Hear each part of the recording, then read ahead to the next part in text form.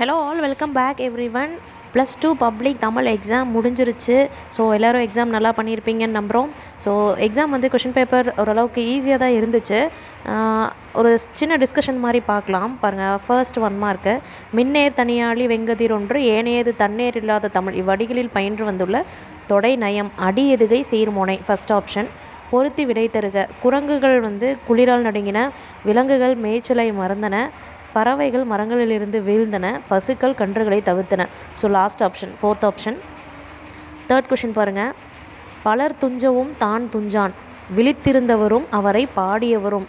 விழித்திருந்தவர் வந்து சோழன் நலங்கிள்ளி, பாடியவர் வந்து கோவூர் கிழார். ஸோ ஃபோர்த் ஆப்ஷன், சோழன் நலங்கிள்ளியை கோவூர் கிழார். விழியரின் எமளி, இதில் குறிப்பிடப்படும் விலங்கு என்ன அப்படின்னு கேட்குறாங்க. நாய். ஸோ ஃபஸ்ட் ஆப்ஷன் நாய். சுவடியோடு பொருந்தாத ஒன்றை தேர்வு செய்க. ஃபஸ்ட் ஆப்ஷன் வந்து கடுக்காய்.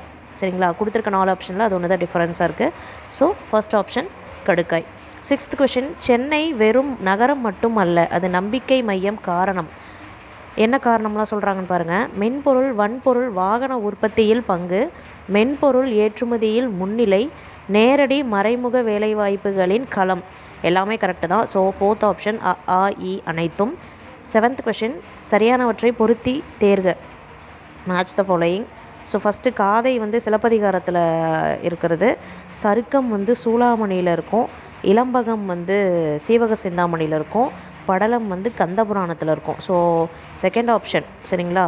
4 3 2 1. ஓகேங்களா. 8th கொஷின் பாருங்கள். 7 ஆண்டு இயற்றி ஓர் 6 ஆண்டில் சூழ்கழல் மன்னர்க்கு காட்டல் தொடர்களில் வெளிப்படும் செய்திகள் என்ன அப்படின்னு கேட்குறாங்க. அதுக்கு என்ன ஸ்டேட்மெண்ட் கொடுத்துருக்காங்கன்னா, ஃபஸ்ட்டு வந்து மாதவி வந்து 7 ஆண்டுகள் வரை நாட்டியம் பயின்றாள் அப்படின்னு சொல்கிறாங்க. கரெக்டு தான். செகண்ட் வந்து 6 வயதில், அதாவது 12 வயசுலேயே அரங்கேற்றம் பண்ணிட்டாங்க அப்படின்னு சொல்கிறாங்க. அதுவும் கரெக்டு தான். ஸோ ஆன்சர் வந்து தேர்ட் ஆப்ஷன். 1 சரி 2 சரி. ஓகேங்களா, ரெண்டுமே சரி தான். 9th கொஷின் பாருங்கள். எளியது அரியது என்பன அப்படிங்கிறது. எளியது அப்படிங்கிறது சொல்கிறது, அரியது அப்படிங்கிறது சொல்லியபடி செய்வது. சரிங்களா. ஸோ ஆன்சர் வந்து ஃபோர்த் ஆப்ஷன், சொல்லுவது சொல்லியபடி செய்வது. ஓகேங்களா. 10th கொஷின் பாருங்கள். உண்டு பிறந்து வளர்ந்த இடந்தனில் இத்தொடரில் இடம்பெற்றுள்ள பெயரெச்சம் என்னன்னு கேட்குறாங்க. பெயரெச்சம்னா பிரிக்கும் போது ஆளை தான் முடியும். ஸோ அந்த மாதிரி இருக்கிறது வந்து வளர்ந்த அப்படின்னு தான் இருக்குது. ஸோ ஃபஸ்ட் ஆப்ஷன் வளர்ந்ததா கரெக்ட் ஆன்சர். 11th question. சாதா சர்க்குணரின் உரையை கேட்டு தூண்டப்பெற்ற மயிலை சீனி வேங்கடசாமி எழுதிய நூல் எது அப்படின்னு கேட்குறாங்க. கிறித்தவமும் தமிழும். தேர்ட் ஆப்ஷன் தான் கரெக்டு. 12th கொஷின் பாருங்கள். மறைத்து சொல்லவும் மிகுத்து சொல்லவும் அழுத்தி சொல்லவும் பயன்படும் இலக்கிய உத்தி எதுன்னு கேட்குறாங்க. குறியீடு. குறியீடுகளை வச்சு தான் நம்ம அந்த ஸ்ட்ரெஸ் கொடுப்போம் சென்டென்ஸில் படிக்கிறதுக்கு. சரிங்களா. ஸோ செகண்ட் ஆப்ஷன் குறியீடு. 13th கொஷின் பாருங்கள். பிழையான தொடரை கண்டறிக.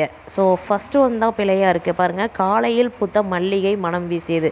காலையிலுக்கு ஸ்பெல்லிங் மிஸ்டேக். சரிங்களா. இந்த காலை வந்து வேறு அந்த எருது குறிக்கிறது. ஸோ காலையில் அந்த லை வந்து வேறு லை வரணும். சரிங்களா. ஸோ காலையில் புத்த மல்லிகை மனம் வீசியது தான் தப்பான, அதாவது பிழையாக இருக்க தொடர். சரிங்களா. ஸோ ஃபஸ்ட் ஆப்ஷன் தான் correct. 14th question. Thoppil Mohammed மீரானுக்கு சாகித்ய அகாதமி விருது பெற்று தந்த நூல். சாய்வு நாற்காலி. சரிங்களா. தேர்ட் ஆப்ஷன் சாய்வு நாற்காலி தான் சாகித்ய அகாடமி வாங்குச்சு. சரிங்களா. ஸோ 2 மார்க்ஸ் எல்லாமே ஓரளவுக்கு நீங்கள் அட்டன் பண்ணியிருப்பீங்க. ஞானத்தின் பெரிது எது அப்படின்னு கேட்குறாங்க. நெடுநல்வாடை, பெயர் காரணம், வசனம், கவிதை இதெல்லாம் எழுதியிருப்பீங்க. புக்கில் தன்முனை, முறை வைப்பு என்றால் என்ன, இது எல்லாமே நீங்கள் ஓரளவுக்கு எழுதியிருப்பீங்கன்னு நினைக்கிறேன். தமிழில் பிழை என்று எழுதுவதற்கும் மேற்கொள் அது தான் அந்த பாயிண்ட்ஸ் ஒரு 4-5 பாயிண்ட்ஸ் இருக்கும் இல்லைங்களா.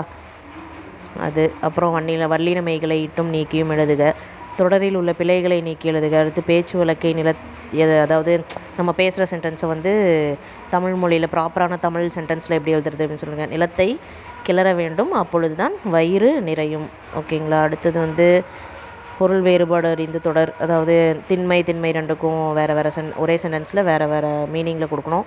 பகுபதர் இலக்கணம் எழுதியிருப்பீங்க. கலைச்சொல். ஸ்டேப்லர்னா கம்பி கோர்க்கும் கருவின்னு நினைக்கிறேன். டெல்லர் அப்படின்னா விரைவு காசாளர்.